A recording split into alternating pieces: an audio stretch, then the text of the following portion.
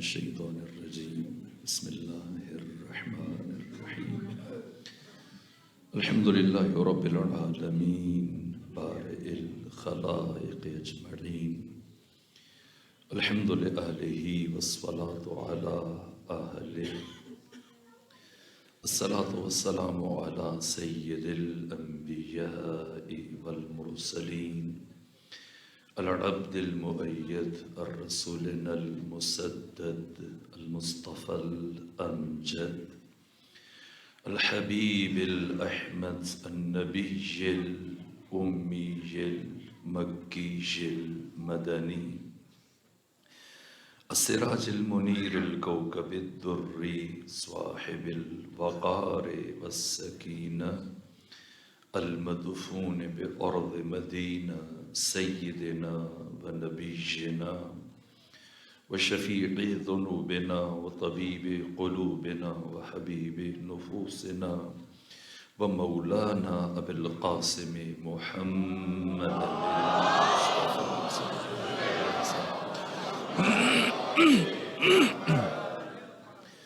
وأهل بيته الأطيبين الأطهرين الأنجبين المعصومين المظلومين ورحمة الله على أحبابهم وأصحابهم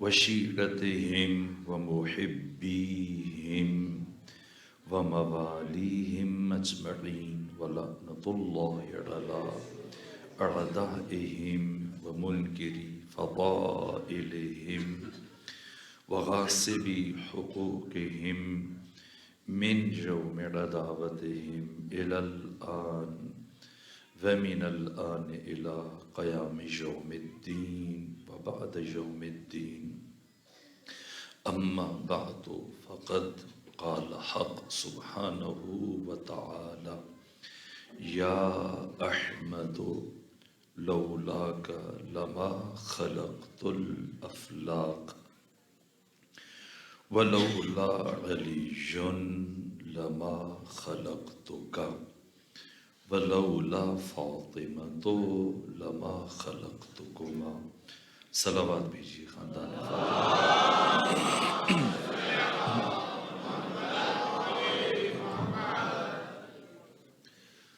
یہ حدیث قدسی ہے کہ جس میں اللہ ختمی مرتبت سے خطاب کرتے ہوئے فرما رہے کہ اے احمد، اگر آپ کی تخلیق مقصود نہ ہوتی تو میں کائنات کو نہ بناتا. کائنات آپ کے بغیر بھی فائدہ ہے، بغیر مقصد کے، اور میں مقصد کے بغیر کسی کام کو انجام نہیں دیتا. اور اے محمد، اگر علی کی تخلیق مقصود نہ ہوتی تو میں آپ کو اس کائنات میں نہ بھیجتا، اس لیے کہ آپ کی زحمتیں اور محنتیں ہدر چلی جائیں اور آپ کا کام ادھورا رہ جائے. یہ خالق عقل خدائے حکیم کو گوارا نہیں ہے. اور اے محمد و علی، اگر فاطمہ زہرا کی تخلیق مقصود نہ ہوتی تو میں آپ دونوں کو اس دنیا میں نہ بھیجتا، اس لیے کہ آدم سے لے کر عیسیٰ تک اور ختمی مرتبت سے لے کر امام زمانہ تک تمام تر انبیاء، تمام تر اولیاء، تمام تر صالحین، تمام تر اتقیاء اور ائمہ، ان سب کی محنتوں کی بقا منحصر ہے ذات فاطمہ میں. اگر فاطمہ زہرا نہ ہو، 1,24,000 نبیوں کی ساری محنتیں برباد ہو جائیں. سب کی محنتوں کو بچایا جناب سیدہ نے. اس لیے پروردگار نے ان القابات سے جناب سیدہ کا تعارف پیش کیا۔ بی بی کی عمر 4 برس تھی، جبکہ 4.5 برس، اور جناب خدیجہ کی رحلت ہوئی، وہ پہلا موقع۔ اس سے پہلے جناب خدیجہ ختمی مرتبت کے لیے ہمیشہ سیسا پلائی ہوئی دیوار بن کر رہتی تھی، اور ایک دن جب مسلسل آپ کے گھر پہ، ختمی مرتبت کے گھر پر سنگ باری ہوتی رہی، پتھر برسائے جاتے رہے اور کئی گھنٹے دشمن پتھر برساتے رہے، تو جناب خدیجہ کی آواز بلند ہوئی، اے مکہ کے مشرکو، یاد رکھنا ابھی تک ایک پتھر بھی محمد مصطفیٰ تک نہیں پہنچا ہے۔ سارے کے سارے پتھر خویلد کی بیٹی خدیجہ نے خود برداشت کی۔ جناب خدیجہ محافظہ رسالت، قدم قدم پر ختمی مرتبت کا ساتھ دیا، اطاعت کا حق ادا کیا جناب خدیجہ نے۔ اور بعد از خدیجہ پھر جناب ثانیہ سیدہ زہرا سلام اللہ علیہ، یہاں تک پہلی مرتبہ ختمی مرتبت نے جس طرح سے ابن حجر نے روایت کی، امام کعبہ نے پہلی مرتبہ کب ختمی مرتبت نے سیدہ کے لیے ام ابیہا کا لفظ استعمال کیا؟ کب؟ جب دشمنوں نے آپ کے کپڑوں پر، آپ کے چہرے پر خس و خاشاک کو پھینکا اور ختمی مرتبت غبار آلود چہرے کے ساتھ گھر میں تشریف لائے، دکھی تھے، لیکن وہ دن کہ جب آپ کا خون بہہ رہا تھا اور کپڑوں اور چہروں پر خس و خاشاک تھے، بعد از رحلت جناب خدیجہ دروازے کے پیچھے جناب خدیجہ کی و پیغمبر کی تنہا یادگار فاطمہ زہرا کھڑی تھی، اس طرح سے دفاع کیا، اس طرح سے اہتمام کیا، اس طرح سے ختمی مرتبت کو خوش آمدید کہا، جیسے خود جناب خدیجہ کہا کرتی تھی۔ آپ کے چہرے کو صاف کر رہی ہیں، آپ کے کپڑوں کو صاف کر رہی ہیں، اس صغر سنی میں آپ کی مرہم پٹی کر رہی ہیں۔ پہلا دن تھا جب ختمی مرتبت کی زبان سے یہ کلمہ جاری ہوا، اے فاطمہ تو اپنے باپ کی ماں ہے، ام ابیہا۔ کیا سیدہ صرف ام ابیہا ہیں؟ نہ، ایک فارسی شاعر کی جو فقیہ و بہت بڑی شخصیت ہے، آیت اللہ کمپانی، انہوں نے اپنے شعر میں ان روایتوں کا معنی کرتے ہوئے فرمایا، مام فارسی زبان میں ماں کو کہتے ہیں، تو ام ابیہا جو سیدہ کا لقب ہے، جو عامہ نے اور مکتب تشیع کے علماء نے اپنی اپنی کتابوں بیان کیا، تو آیت اللہ کمپانی اس منظوم کلام میں فرماتے ہیں کہ اے فاطمہ زہرا، آپ صرف ختمی مرتبت کے لیے ماں کا درجہ نہیں رکھتی، تنہا نہ مام احمدی، صرف احمد کی ماں نہیں، مام تمام انبیاء، اب تمام انبیاء کے لیے ماں کا درجہ رکھتی ہیں۔ از کوثر احسان تو لبریز جام انبیاء، اے فاطمہ زہرا، آپ کے احسانات کے کوثر سے انبیاء کے جام لبریز ہیں، انبیاء کے جام چھلک رہے، ایک ایک نبی کو ناز ہے سیدہ زہرا پر، جنہوں نے خود ظلم برداشت کیے اور یہ نوحہ پڑتی ہوئی دنیا سے چلی گئی، صبت علی مصائب لو انہا صبت علی الایام سرنا لیا لیا، اپنا سب کچھ لٹا دیا لیکن 1,24,000 نبیوں کی محنتوں کو بچا لیا۔ اگر فاطمہ زہرا اپنے گھر سے دربار تک کی یہ مسافت کہ ایک ایک قدم صدی کے برابر تھا. اس لیے صدی کے برابر تھا کہ اس مختصر فرصت میں، یہ آیت اللہ قزوینی نے لکھا ہے، یہ شیخ عباس قمی نے لکھا ہے، وقت کم تھا، شاید کل آدھا دن. گھر سے نکلنے کے بعد واپس گھر پلٹنے تک سیدہ کو صرف چند گھنٹے لگے، لیکن یہ گھنٹے صدیوں پر محیط تھے، سالوں پر بھاری تھے. ایک ایک لمحہ ایک ایک سال بن گیا، جس کا نتیجہ یہ ہوا کہ جب بی بی صدیقہ کبریٰ پلٹ کر واپس گھر آئیں تو سیاہ بال سارے کے سارے سفید ہو چکے تھے.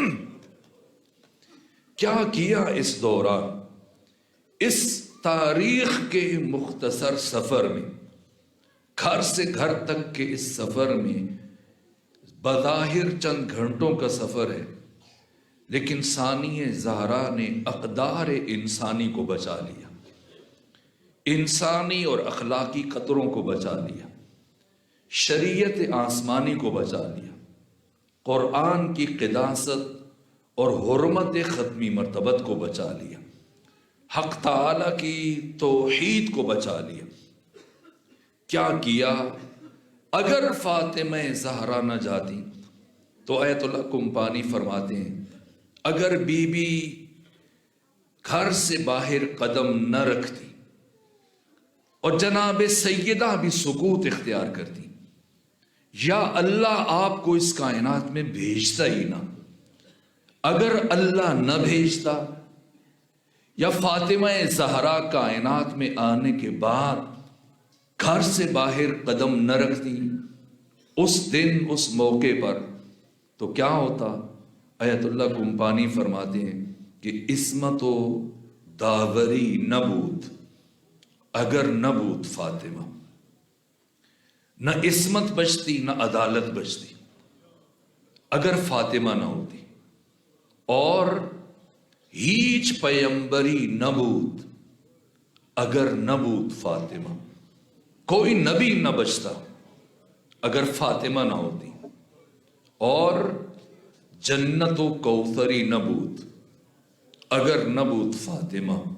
نہ جنت رہتی نہ کوثر رہتی. اور آیت اللہ کمپانی فرماتے ہیں احمد و حیدری نبود. یہ اسی حدیث کا ترجمہ ہے، لولا فاطمہ تو لما خلقتکما. اگر فاطمہ کو بھیجنا میرا مقصد نہ ہوتا، میں آپ دونوں کو نہ بناتا، دونوں کو نہ بھیجتا. احمد و حیدری نبود. اگر نبود فاطمہ، نہ احمد آتے نہ علی آتے. اس لیے انہوں نے جو نتیجہ دیا، فرماتے ہیں انچے کے آفرید حق بودے برائے فاطمہ. اللہ نے جو بھی خلق کیا سب فاطمہ کے لیے. گفت ز ان سبب نبی منم بے فدائے فاطمہ. اسی لیے تو پیغمبر اپنی زندگی میں فاطمہ کو دیکھ کر فرمایا کرتے تھے میری جان فاطمہ زہرا پر قربان ہو جائے. یہ فاطمہ زہرا ہیں جن کے تعارف میں اللہ یہ فرما رہے لولا فاطمہ تو. اور اسی حقیقت کو امام صادق نے بھی بیان کیا.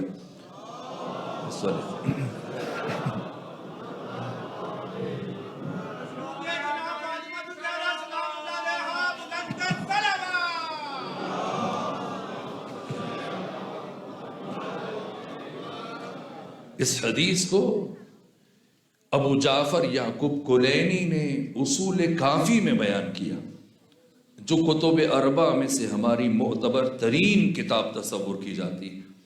امام صادق فرماتے ہیں کہ اللہ نے میری جدہ طاہرہ سیدہ زہرا سلام اللہ علیہا کو 3 نور عطا کیے.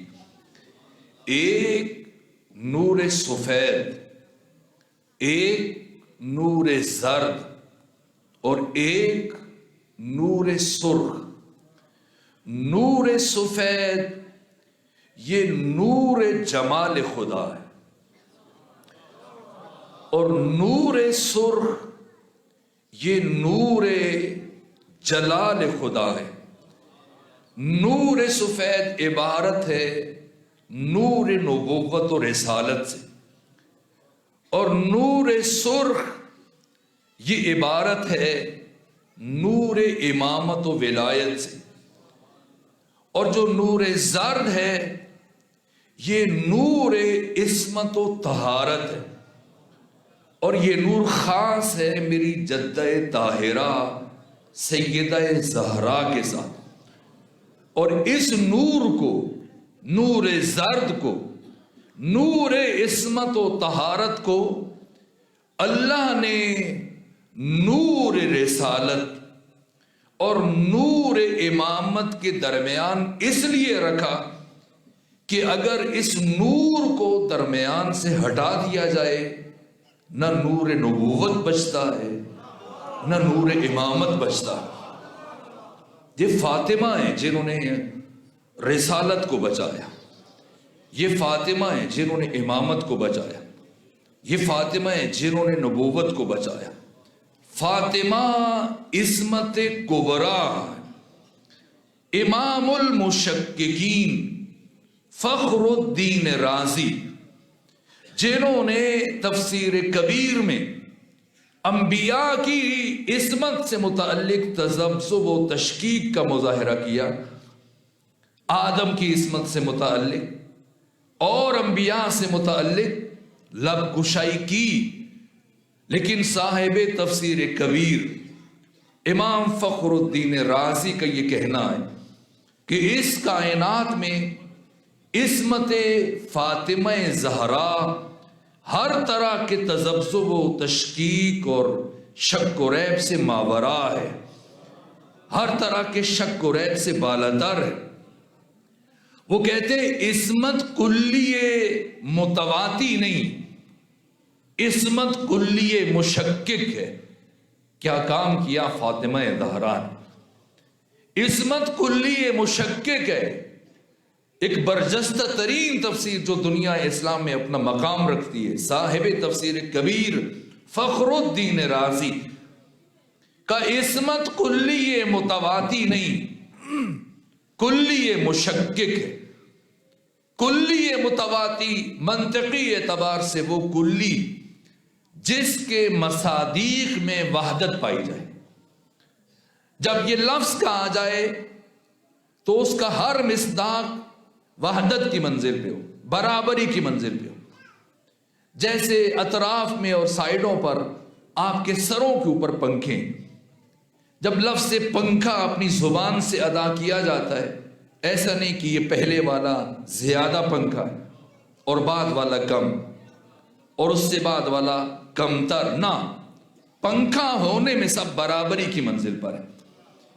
اس طرح کی کلی کو کلی متواتی کہتے ہیں، اور کلی مشکک ایسی کلی جس کے مصادیق میں فرق ہو، جیسے سفیدی۔ یہاں بہت ساری چیزوں کا رنگ سفید ہے لیکن اس کے درجات ہیں۔ وہ جو چھت کی سفیدی ہے وہ الگ ہے، اور جو یہاں محراب کی سفیدی یہ الگ ہے، ان میں درجات ہیں۔ جیسے نور اور روشنی، وہ روشنیاں جو آپ کے سروں پر ہیں وہ ضعیف ہیں، اور وہ روشنی جس کا رخ میری جانب ہے یہ شدید ہے۔ تو یہ جو درجات میں شدت و ضعف ہے، مصادیق میں فرق ہے، یہ کلی مشکک ہے۔ کلی مشکک یعنی جس کے مصادیق میں فرق پایا جائے، برابری نہ ہو۔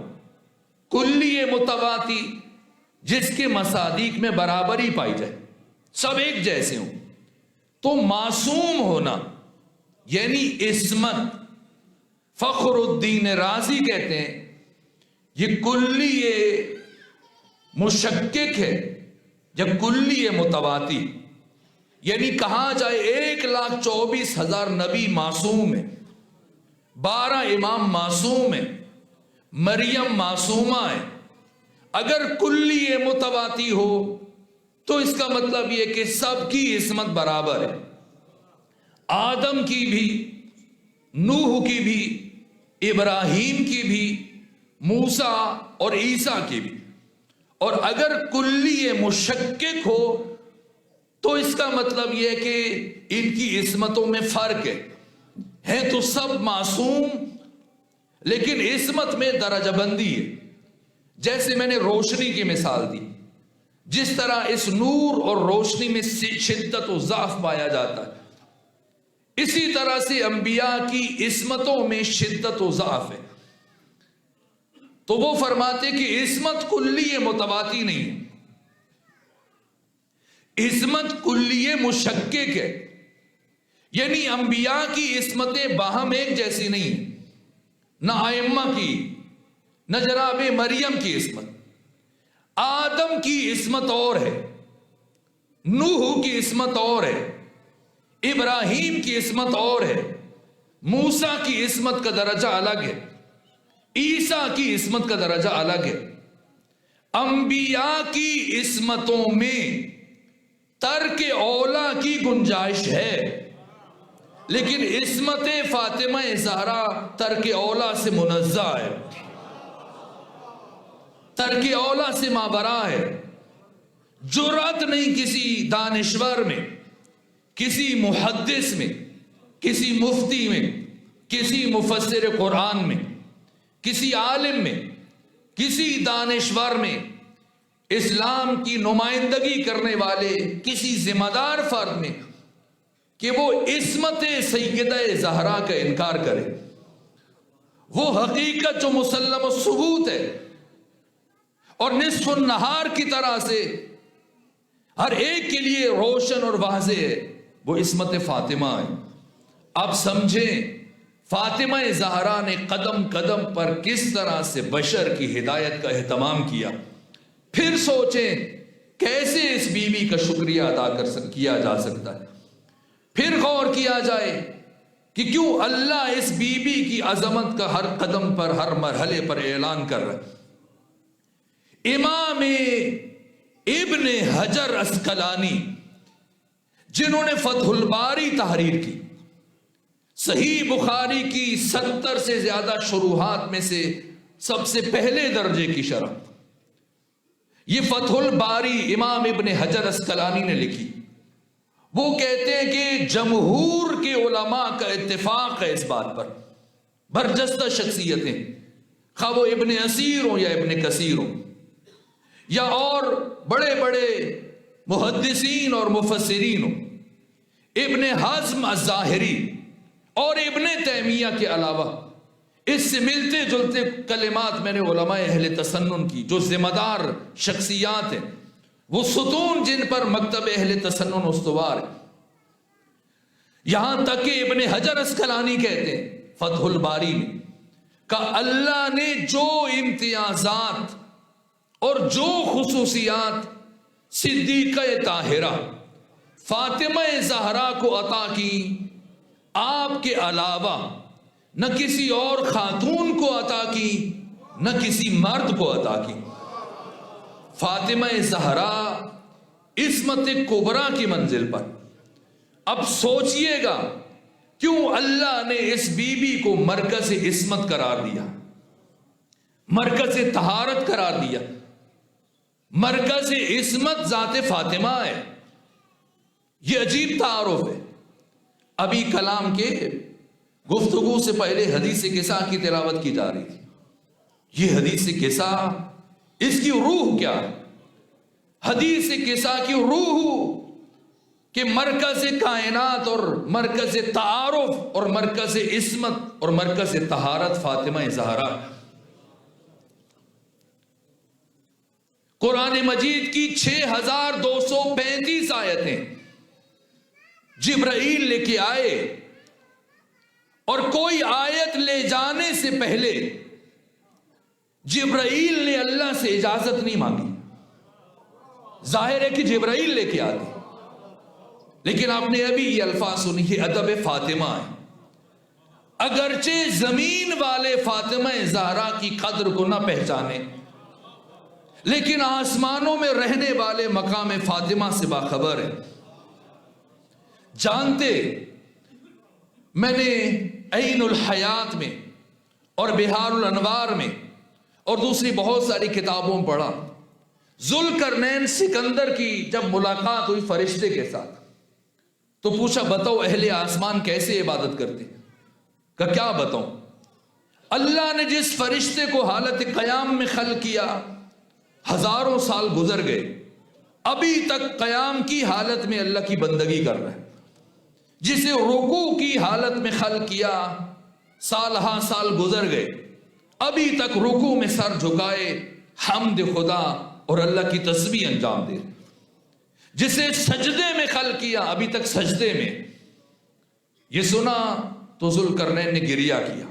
اب تفصیلی روایت، لیکن جس فرشتے کو، اور نہج البلاغہ کے پہلے خطبے میں امیر المومنین نے یہی فرمایا کہ ہزاروں فرشتے، لاتعداد فرشتے جو رکوع کی حالت میں آج تک ان میں سے کسی نے سجدہ نہیں کیا،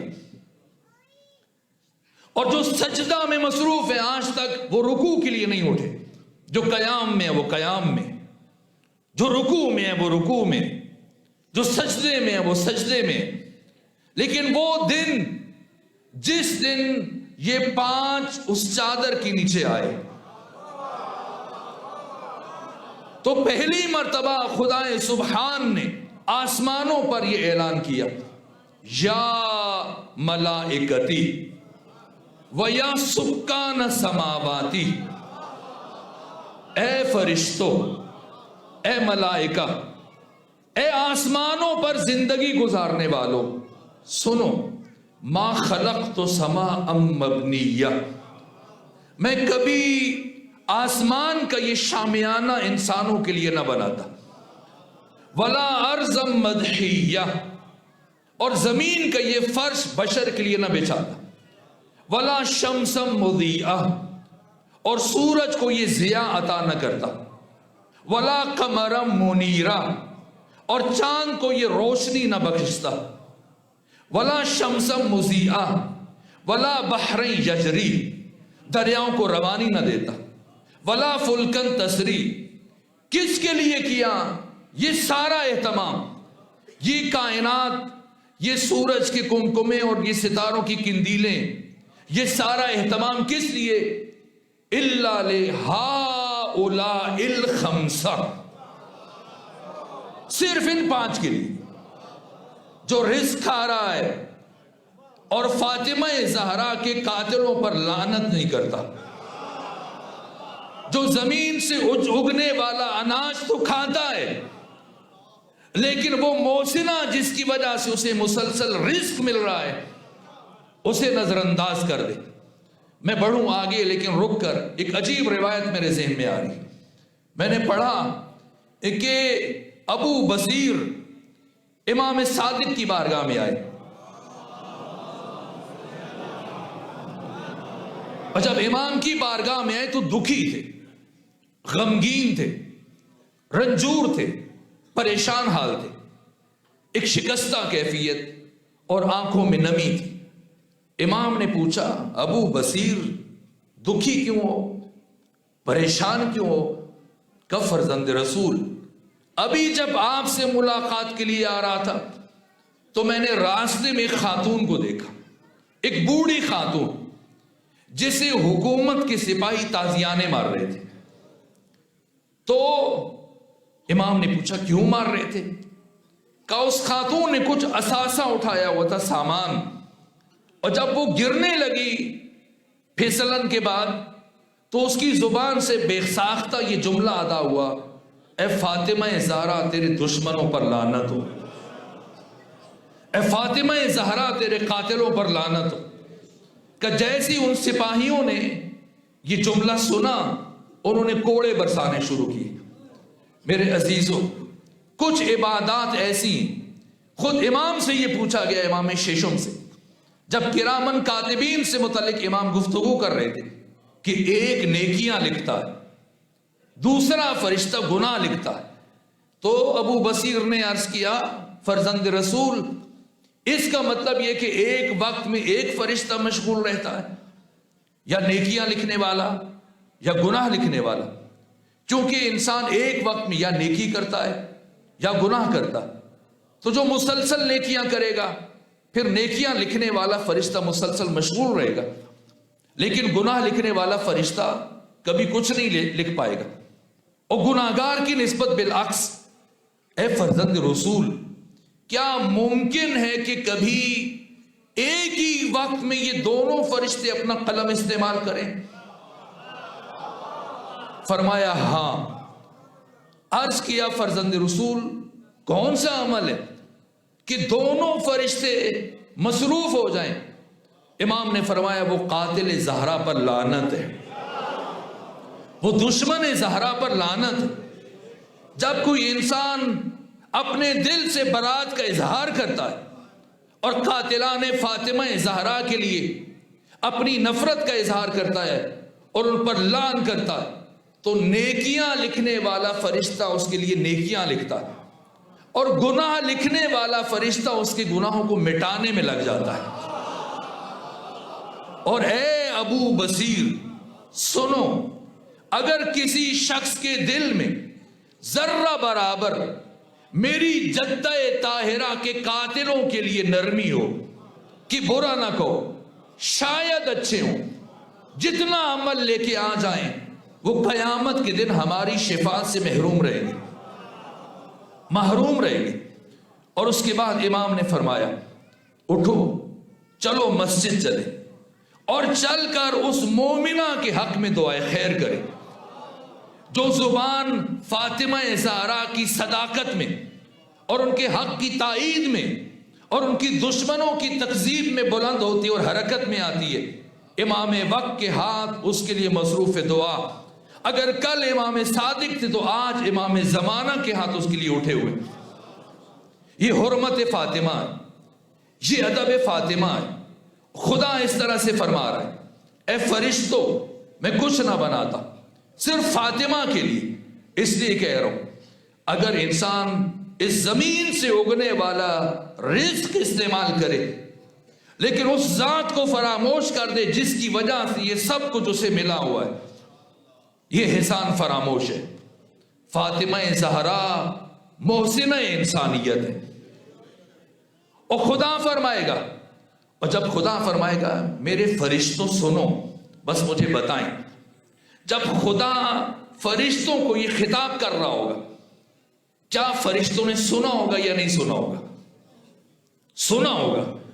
ظاہر ہے جب خدا فرشتوں کو خطاب کرے یا ملائکتی اے میرے فرشتوں، وَيَا سُكَّانَ سَمَاوَاتِي، اس لیے کہ صرف فرشتے نہیں رہتے آسمانوں پر، اس لیے علی الاطلاق فرمایا ہے آسمان پر رہنے والوں سنو۔ تو جب خدا نے فرمایا اس سے پہلے فرشتے کیا کر رہے تھے؟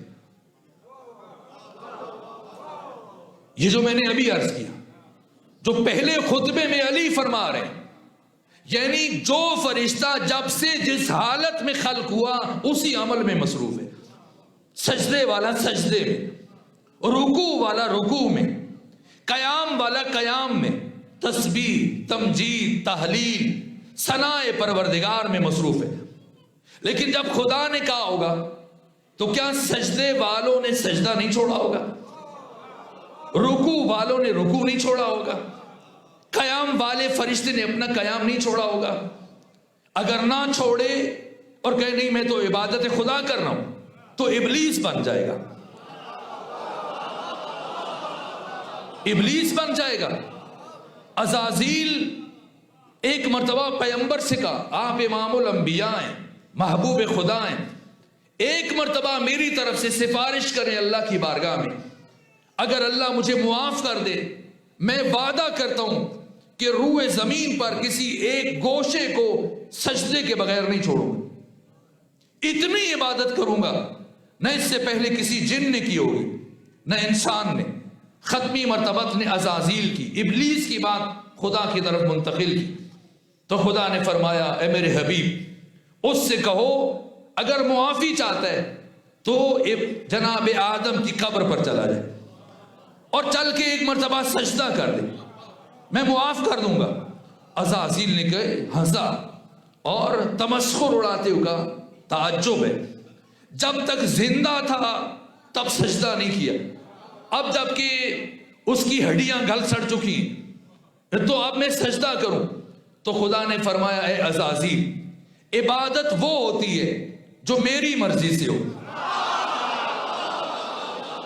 جہاں اپنی مرضی شامل ہو جائے وہ عبادت نہیں رہتی، وہ عادت بن جاتی۔ اگر کوئی فرشتہ خدا کے بلانے کے باوجود یا ملائکتی کی صدا سننے کے باوجود اب بھی سجدے میں رہا تو ابلیس بن جائے گا۔ اس لیے سجدے والے نے سجدہ چھوڑا، رکوع والے نے رکوع چھوڑا، قیام والے نے قیام چھوڑا، ذکر والے نے ذکر چھوڑا، سب ہمتن گوش ہوئے۔ سوال یہ کہ اللہ اپنی بندگی چھڑا کر، اپنی عبادت چھڑا کر کس کا ذکر سنانا چاہتا ہے؟ دنیا والے فاطمہ زہرا کی قدر کو نہ سمجھے، فاطمہ زہرا کی قدر خدا جانتا ہے۔ اسی لیے امام صادق فرماتے ہیں کہ قرآن مجید میں لیلۃ القدر سے مراد میری دادی فاطمہ زہرا ہے، قدر سے مراد اللہ، لیل سے مراد فاطمہ زہرا، یعنی حجاب خدا، حجاب التوحید فاطمہ لیلۃ القدر ہے۔ اگر فاطمہ لیلۃ القدر ہے تو پھر دوسرے لفظوں میں خدا فرما رہے، آپ کا جی چاہے تو پڑھیں انا انزلناہ فی لیلۃ القدر وما ادراک ما لیلۃ القدر لیلۃ القدر خیر من الف شہر۔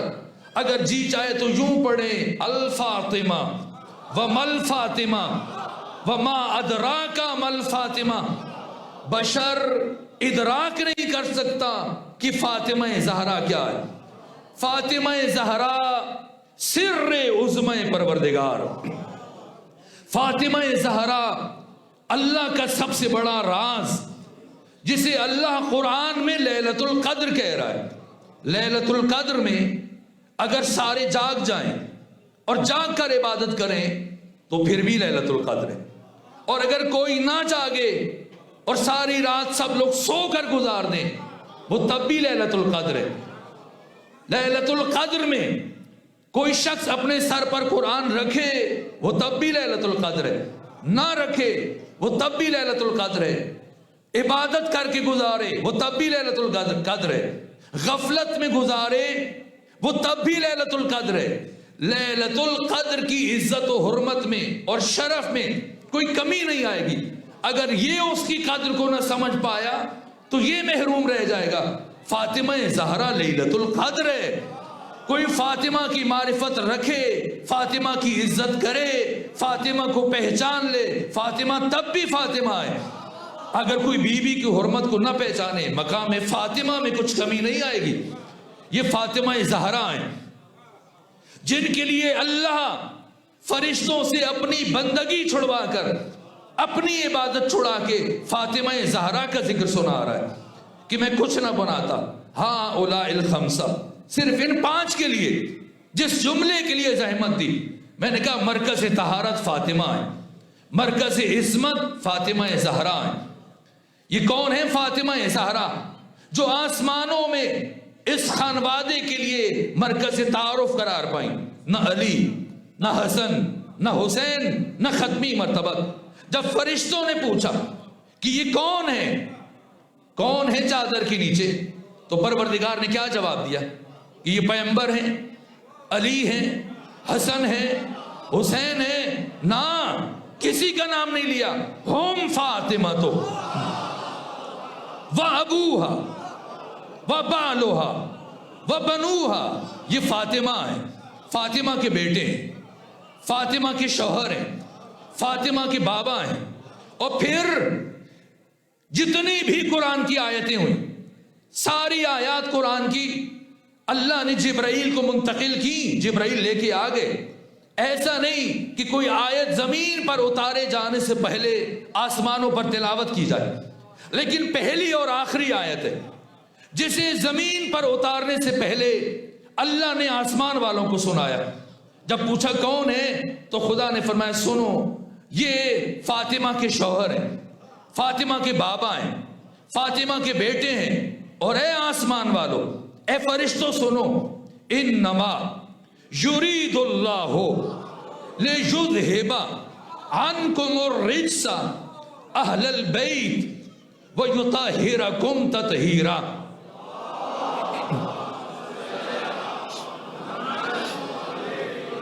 اللہ نے ان کی عصمت اور ان کی طہارت کا اعلان زمینوں پر کرنے سے پہلے آسمان پر کیا۔ جیسے ہی جبرائیل نے، جبرائیل معمولی شخصیت نہیں، جبرائیل کم شخصیت نہیں ہے، 1,24,000 نبیوں میں سے 313 رسول ہیں، اور 313 رسولوں میں سے صرف 5 رسول اولی العزم اور صاحب شریعت ہیں۔ جناب جبرائیل صرف ان 5 کے لیے آئے، باقی انبیاء کے لیے نہیں آئے۔ یہ خمینی بت شکن نے آداب الصلاۃ میں بیان کیا، باقی عرفاء اور محدثین نے بیان کیا۔ جناب جبرائیل کا مقام بہت بلند تر ہے، صرف ان 5 انبیاء کے لیے، اور وہ بھی کبھی کبھی آتے تھے۔ تو یہ فاطمہ زہرا کون ہے؟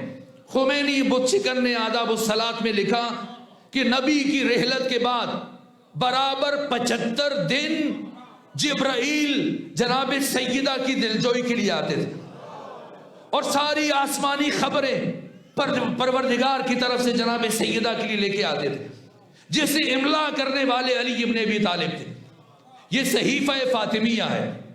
جیسے یہ اعلان فرشتوں نے سنا، اور بالخصوص سید الملائکہ جبرائیل سردار ملائکہ جیسے ہی سنا، ایک مرتبہ گھبراہٹ سے آگے بڑھے، کہا اتأذن لی یا رسول اللہ، اجازت ہے ان اہبط الی الارض، کہ میں زمین کی طرف ہبوط کروں، نازل ہو جاؤں؟ اور یہ جو اعلان سنایا آپ نے ان 5 کی عصمت و طہارت کا، یہ جو آیت تطہیر آپ نے فرشتوں کو سنائی، اجازت ہے کہ میں لے کر زمین پر چلا جاؤں اور جا کر خبر دوں؟ تو میں پوچھوں گا جبرائیل، اب سے پہلے کیا کوئی اور فرشتہ کبھی قرآن کی کوئی آیت لے کے آیا؟ جبرائیل لے کے آئے، ہمیشہ قرآن جبرائیل لے کے آئے۔ وہ حصہ جو براہ راست قلب مصطفیٰ پر نازل ہوا وہ الگ، اور من وراء الجدار جو قرآن بتا رہے وہ الگ، لیکن قرآن کا اکثر حصہ جبرائیل کے ذریعے نازل ہوا۔ تو کوئی فرشتہ اب تک کوئی آیت لے کے نہیں آیا، تو ظاہر ہے کہ یہ آیت بھی جبرائیل لے کے آئیں گے۔ تو پھر جبرائیل اتنی بے صبری کیوں دکھا رہے؟ اجازت ہے کہ میں اس آیت کو زمین پر لے جاؤں اور جا کر ان کو خبر دوں؟ وجہ کیا ہے؟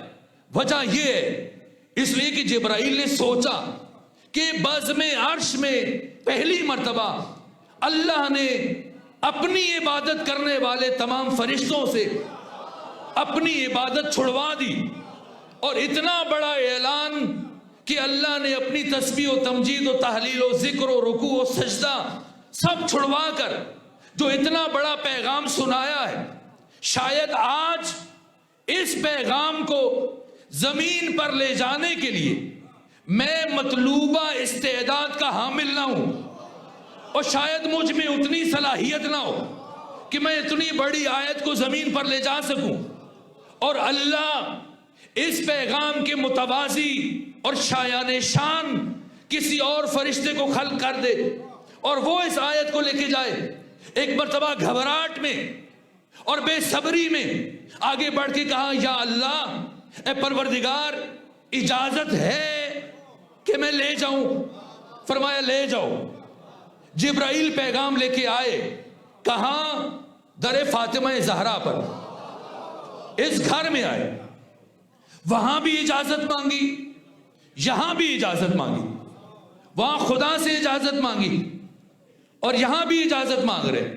اتاذن لی یا رسول اللہ، اجازت ہے کہ میں اندر آ جاؤں اور آپ کو وہ اعلان سناؤں جو آپ سے متعلق آسمانوں پر فرشتوں کے درمیان کیا گیا؟ تو جبرائیل کیوں اجازت مانگ رہے؟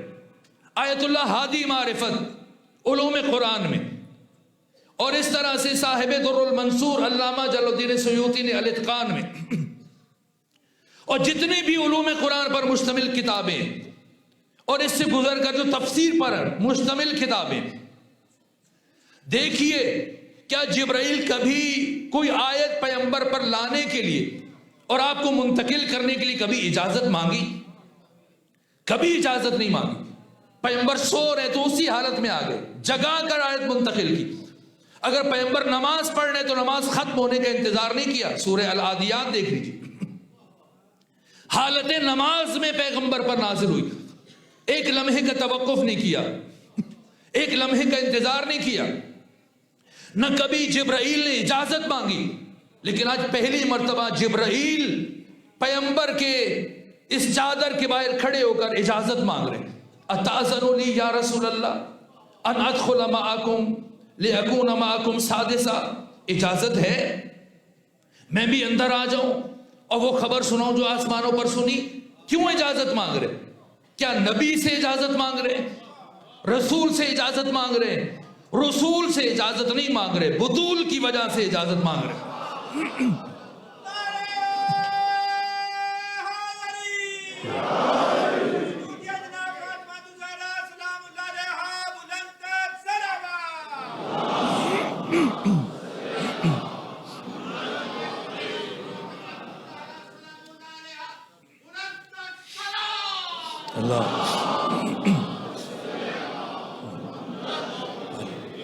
پہلو کچھ اور عرض کرنے تھے، لیکن بات اس سمت چل نکلی تو صرف اس جملے کے لیے، جس جملے کو کہنے کے لیے بات آگے بڑھتی چلی گئی، وہ یہ کہ فاطمہ زہرا مرکز عصمت ہے، مرکز طہارت فاطمہ زہرا۔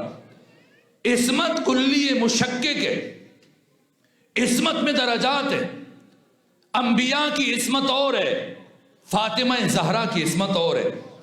انبیاء کی عصمت میں ترک اولا کی گنجائش ہے، عصمت فاطمہ ترک اولا سے ماورا ہے، ترک اولا سے بالاتر ہے۔ آئیں عرض کروں نبی زادی نے کیا کیا کام کیے۔ جو دربار میں گئی وہ الگ ہے، جو مہاجرین کے ایک ایک دروازے پر دستک دی وہ الگ ہے، جو انصار کے ایک ایک دروازے پر دستک دی وہ الگ ہے۔ پہلو شکستہ ہوا، زحمتیں برداشت کی، خواتین کے لیے خطبہ ارشاد فرمایا، مسلسل 90 دن تک ایک ایک لمحہ فاطمہ زہرا کے لیے مستقل مصیبت بن کے رہا۔ لیکن کہاں کہاں کس کس انداز سے نبی زادی نے اپنا پیغام پہنچایا۔ اگر جو بات کی اب خلاصہ کرنے لگا ہوں، اگر روشن ہوا کہ معصوم کسے کہتے ہیں، کلامی تعریف پیچیدہ ہے، اگر کتب عقائد کے تناظر میں عصمت کی تعریف بیان کی جائے تو مشکل ہے۔ میں آپ سے پوچھتا ہوں، جب آپ اپنے بچوں کو 12 امام سکھاتے ہیں اور 14 معصومین کے نام یاد کرواتے ہیں، پہلے معصوم پیغمبر ہے، دوسرے معصوم علی ہے، تیسری معصومہ فاطمہ ہے، چوتھے معصوم حسن ہے، اگر آپ ہی کا بچہ پلٹ کر آپ سے پوچھ لے کہ بابا جان بتائیں یہ معصوم کسے کہتے ہیں، تو وہ جواب مجھے بتائیں تاکہ میں اپنی بات کر کے آپ کی زحمت کو تمام کروں۔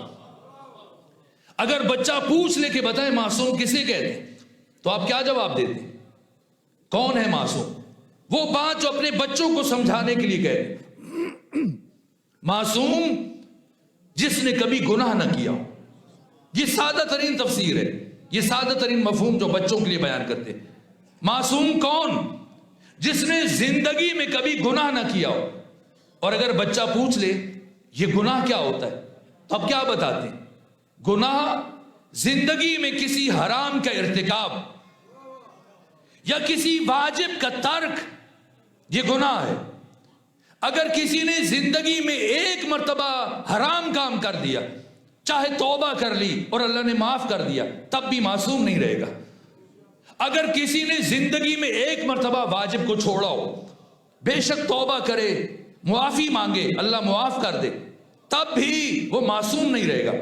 معصوم جس نے مہد سے لے کر لحد تک نہ کبھی واجب چھوڑا ہو، نہ کسی حرام کا ارتکاب کیا ہو، اگر بات پہنچی ہے تو سمجھے بصیرت فاطمہ کو، سمجھے قیام فاطمہ کو، سمجھے انقلاب فاطمہ کو۔ معصوم جو زندگی میں کبھی گناہ نہ کرے۔ گناہ کیا ہے؟ حرام کا ارتکاب۔ گناہ کیا ہے؟ واجب کا ترک۔ اور اب مجھے بتائیے، یہ جو آپ سلام کرتے ہیں، السلام علیکم کہتے ہیں، علیک السلام کہتے ہیں، سلام علیک کہتے ہیں، جس طرح سے بھی سلام کریں، اس کا شرعی حکم کیا ہے؟ واجب ہے؟ مستحب ہے؟ سلام کرنا مستحب ہے، یعنی کریں تو مرضی ہے، نہ کریں تو مرضی ہے، کریں گے تو ثواب ہے، نہ کریں تو گناہ نہیں ہے۔ آئیں ایسے ہی آ کے بیٹھ جائیں، حرج نہیں ہے۔ سلام کرنا سنت ہے، سلام کرنا مستحب ہے۔ اب مجھے بتائیے، اگر کوئی سلام کرے اس کا جواب دینا یہ بھی مستحب ہے؟ نہیں، یہ واجب ہے، واجب ہے۔ اور اگر آپ نماز پڑھ رہے ہیں اور حالت نماز میں اگر کوئی آپ کو سلام کر دے تو کیا آپ جواب دیں گے یا نہیں دیں گے؟ دیں گے۔ حالت نماز میں بھی سلام کا جواب دینا واجب ہے، انہی لفظوں کے ساتھ۔ اگر کوئی کہے علیک السلام، آپ نماز میں کہیں علیک السلام۔ اگر کہے سلام علیک تو آپ کہیں سلام علیک۔ اگر کہے السلام علیکم، آپ نماز میں کہیں السلام علیکم۔ جن لفظوں سے وہ سلام کرے بہتر ہے انہی لفظوں میں سلام کرے، لیکن واجب ہے۔ اگر آپ نماز پڑھ رہے ہیں تو نماز کی حالت میں بھی سلام کا جواب دینا واجب ہے۔ اب آپ مجھے بتائیں، اگر کوئی معصوم اپنی زندگی میں ایک مرتبہ کسی واجب عمل کو چھوڑ دے، کیا وہ معصوم رہے گا؟ نہیں رہے گا۔ اور صاحب تفسیر کبیر فخر الدین رازی کیا فرما رہے ہیں؟ وہ یہ فرماتے ہیں کہ نبیوں کی عصمت میں ترک اولا کی گنجائش ہے، لیکن عصمت سیدہ میں ترک اولا کی بھی گنجائش نہیں ہے۔ بلند ترین عصمت کا معیار ذات فاطمہ میں، یعنی ممکن نہیں ہے کہ بیوی نے کبھی اولا کو ترک کیا ہو، شبہ رسد کسی واجب کو چھوڑا ہو، تو سلام کرنا مستحب، جواب دینا واجب، ترک واجب خلاف عصمت۔ آئیں مل کے سلام کریں بصیرت فاطمہ زہرا کو۔ جب کسی نے آ کر، مجھے نہیں معلوم، آپ خود پڑھ لیجئے، کسی نے آ کر فاطمہ زہرا کو سلام کیا، کتابیں اٹھا کر خود پڑھ لیں، کیا بی بی نے ان کے سلام کا جواب دیا یا نہیں دیا؟ دیا ہے تو پڑھ لیجئے، نہیں دیا تب بھی پڑھ لیجئے۔ تو سلام کا جواب نہیں دیا، اور سلام کا جواب نہ دینا یہ گناہ محسوب ہوگا۔ صرف ایک صورت ہے کہ اگر سلام کرنے والا کافر ہو،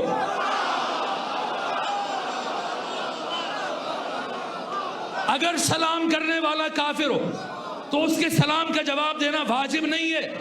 اب سیدہ نے اگر سلام کا جواب نہ دیا تو یہ اعلان کیا کہ یا تو مجھے معصومہ نہ سمجھنا، اور اگر مجھے معصومہ سمجھتا ہے تو جسے میں جواب نہیں دے رہی اسے کبھی مسلمان نہ سمجھنا۔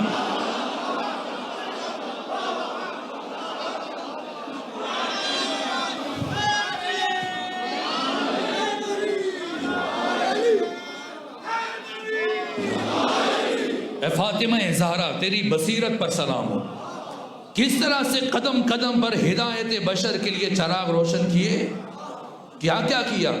یہی وہ مراحل تھے جن کے باعث یہ محسوس کیا گیا کہ اگر یہ خاتون کچھ دن اور زندہ رہ گئی اور اسی طرح سے یہ لوگوں کے ضمیروں کو جھنجھوڑتی رہی تو ہمیں اس مسند پر کوئی نہیں بیٹھنے دے گا۔ کون سی روایت عرض کروں؟ الفاطمۃ من المہد الی اللحد، ایت اللہ قزوینی نے لکھی، انہوں نے بھی اس روایت کو بیان کیا، لیکن میں بیت الاحزان کی روایت پڑھوں گا۔ کس نے لکھی یہ کتاب؟ شیخ عباس قمی نے، جن کی کتاب آپ کے ہر گھر میں موجود ہے، مفاتیح الجنان۔ یہ مفاتیح الجنان شیخ عباس قمی نے لکھی. ان کی دوسری کتاب جو لکھی انہوں نے سیدہ کی حیات پر، اس کا نام بیت الاحزان ہے. وجہ تالیف شاید آنے والے 2 دنوں میں عرض کر لوں، لیکن آج صرف ایک روایت کا ابتدائی حصہ پڑھوں گا. انہوں نے لکھا ہے کہ واقعہ کربلا کے 3 سال مکمل ہونے کے بعد 4تھے سال میں مدینے سے ایک بہت بڑی شخصیت کا بیٹا کچھ افراد کو اپنے ہمراہ لے کر یزید کے پاس شام پہنچا، اور شام پہنچنے کے بعد یزید سے شکایت کی کہ تو حسین کو تم نے شہید کیا، حسین کے بھائیوں کو مارا، بھتیجوں کو مارا، بیٹوں کو مارا، ساتھیوں کو مارا. اگر تم اس حد تک رک جاتے تو میں کبھی شکایت نہ کرتا، کیونکہ یہ مردوں کی جنگ تھی. لیکن یہ تمہارے لیے سازگار نہیں تھا، مناسب نہیں تھا کہ تم نبی زادیوں کو، نبی کی بیٹیوں کو بازاروں اور درباروں میں اجنبیوں اور شرابیوں کے سامنے لے کے آؤ. جیسے یہ جملہ کا تو یزید کا چہرہ غصے سے سرخ ہو گیا، اور یزید اپنے مقام سے اٹھا، لکڑی کا ایک صندوق کھولا اور اس میں سے ایک تحریر لے کے آیا، اور تحریر آنے والے مہمان کی طرف بڑھا دی. اس نے تعجب سے پوچھا یہ کیا ہے؟ اور اس موقع پر یزید نے جو جملہ کہا کہ اگر کوئی اور یہ بات مجھ سے کہتا تو میں سن لیتا اور برداشت کر لیتا، لیکن تمہیں یہ حق نہیں دیتا کہ تم یہ بات مجھ سے کہو. اس نے پوچھا میں کیوں نہیں کہہ سکتا؟ کہ ٹھہرو. پھر یہ تحریر پھینکی کہ یہ پڑھو. کہ یہ کیا ہے؟ کہ تمہارے باپ کا خط ہے جو اس نے مدینے سے شام میرے باپ کے لیے تحریر کیا تھا. کیا لکھا تھا خط میں؟ لکھنے والے نے، صاحب تحریر نے کیا لکھا؟ اس نے لکھا کہ نبی زادی کی، پیغمبر اسلام کی رحلت کے بعد جب ایک فرد ہمارا ساتھی برسر اقتدار آیا تو میں نے اس کی بیعت کے سلسلے میں اپنے غلام کو علی کے گھر روانہ کیا، جاؤ علی کو بلا کے لے آؤ. لیکن جب میرا غلام پہنچا تو بجائے علی کے یا علی کے گھر والوں میں سے اس گھر کی ایک کنیز دروازے کے پیچھے رکی اور یہ پیغام دیا کہ میرے آقا علی قرآن کی جماوری میں مصروف ہیں، اور جب تک قرآن کی تدوین کا کام مکمل نہیں ہو جاتا علی باہر نہیں آئیں گے. کہ میرا غلام واپس آیا تو مجھے غصہ آیا، اور پھر میں نے اپنے چند ساتھیوں کو اکٹھے علی کے گھر کی طرف روانہ کیا اور ان سے کہا جاؤ علی کو لے کے آ جاؤ، اور علی سے کہنا اگر تم نہ آئے تو فلاں کہہ رہا تھا وہ خود لینے کے لیے آئے گا. اور جب میرے بھیجے ہوئے افراد پہنچے تو اس دفعہ کنیز کے بجائے خود نبی زادی دروازے کے پیچھے آ کر رکی، اور میرے بھیجے ہوئے وفد کو یہ پیغام دیا کہ فلاں سے کہنا کہ جب تم حکومت ہم اہل بیت سے چھین چکے تو اب مزید کیا چاہتے ہو؟ اگر یہ سمجھتے ہو کہ ہم علی وقت کے حکمران کی بیعت کریں گے تو بتا دینا کبھی فاطمہ زہرا کی زندگی میں ایسی نوبت نہیں آئے گی. کہ جب میرا بھیجا ہوا وفد خالی ہاتھ واپس آیا تو مجھے بہت غصہ آیا. میں نے 50 افراد کو اپنے ہمراہ لیا اور ہم نے لکڑیاں اٹھائیں،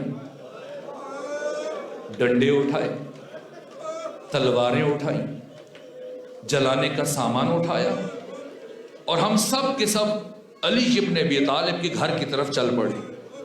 اور قریب پہنچ کر میں نے قنفذ سے کہا آگے بڑھو، اور در علی پر دستک. جب قنفذ نے دستک دی تو میں نے محسوس کیا علی دروازہ کھولنے کے لیے آ رہے تھے یا نبی زادی علی کے سامنے آ کر رکی اور کہا اے علی، جب تک میرے بابا محمد مصطفیٰ زندہ رہے کبھی انہوں نے خود اپنے حق میں تلوار نہیں اٹھائی، ہمیشہ آپ نے میرے بابا کا دفاع کیا، اس لیے کہ اس وقت روئے زمین پر حجت خدا میرے بابا تھے، اور آج روئے زمین پر حجت خدا آپ ہیں، اس لیے آپ خود اپنے حق میں تلوار نہیں اٹھائیں گے، آج نبی زادی آپ کا دفاع کرے گی. علی نے کہا جیسے میرے نبی کی بیٹی مناسب سمجھتی. اب علی پیچھے ہٹے، نبی زادی دروازے کے قریب آئیں. میں نے آواز دی اے نبی کی بیٹی جلدی سے علی کو باہر بھیجیں، اگر تاخیر کی تو ہم اس دروازے کو آگ لگا دیں. تو نبی زادی نے آگے سے یہ جملہ کہا کہ اس گھر کو آگ لگاؤ گے جس گھر میں تمہارے نبی کی بیٹی رہتی ہے؟ میں نے کہا لگائیں گے اور کسی ایک کی پرواہ نہیں کریں گے. کہا پھر علی میری زندگی میں نہیں آئیں گے. بس اتنا سننا تھا کہ مجھے غصہ آیا. میں نے قنفذ سے کہا آگے بڑھو اور اس دروازے کو آگ لگاؤ. قنفذ نے آگ لگائی، دروازہ جلنے لگا. لیکن میں اس دن غصے میں اتنا بپھرا ہوا تھا کہ میں نے دروازہ جلنے کا انتظار نہیں کیا، بلکہ جلتے ہوئے دروازے کو ٹھوکریں مارنا شروع کی اور تھوڑی دیر کے بعد یہ دروازہ گرا. اہل لاہور، اے لاہور کے غیور مومنوں، اپنے دلوں پر ہاتھ رکھ کے مجھے بتاؤ کیا وہ دروازہ زمین پر گرا؟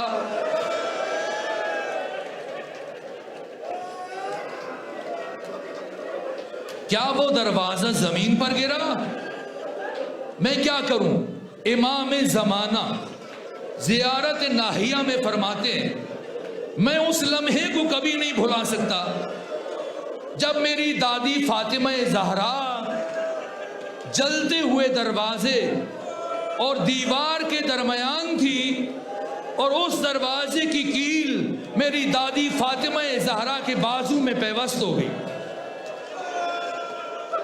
دروازہ گرا اور سیدہ کی آواز بلند ہوئی فضا میری طرف بڑھو کہ میرا محسن شہید ہو چکا ہے. فضا کوشش کرنا میرے آقا علی تک کی خبر نہ پہنچے. میرے عزیزوں، آج کے دن سیدہ پر 3 ظلم ہوئے. ایک ظلم بیٹا شہید ہوا، دوسرا ظلم پسلیاں ٹوٹی، تیسرا ظلم بی بی کی آنکھ کے نیچے رخسار جب تک بی بی زندہ رہی ہمیشہ زخمی رہا. محسن کب شہید ہوئے؟ جب دروازہ ٹوٹا اور دروازہ آپ پر گرا. اور پسلیاں کب ٹوٹی؟ جب 50 میں سے 11 افراد علی کے بیت الشرف کو اس دروازے کو رونتے ہوئے اندر داخل ہوئے. میرے عزیزوں، میں نے خود مقتل کی کتابوں پڑھا ہے، تاریخ کی کتابوں پڑھا ہے کہ مغیرہ بن شعبہ اس دروازے پر کھڑے ہو کر گزرتے ہوئے اس مخدرہ کی کمر میں بار بار پاؤں سے لاتے مار رہا تھا.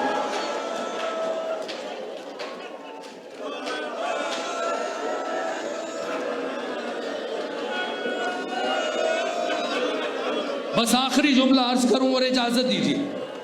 11 افراد علی کے بیت الشرف میں داخل ہوئے اور لکھنے والے نے لکھا کہ میں سب سے آگے تھا اور میں علی کے بہت قریب جا پہنچا تھا اور اب میں نے ارادہ کیا کہ علی کے گلے میں رسی ڈالوں اور ہم سب علی کو گھر سے دربار لے جائیں.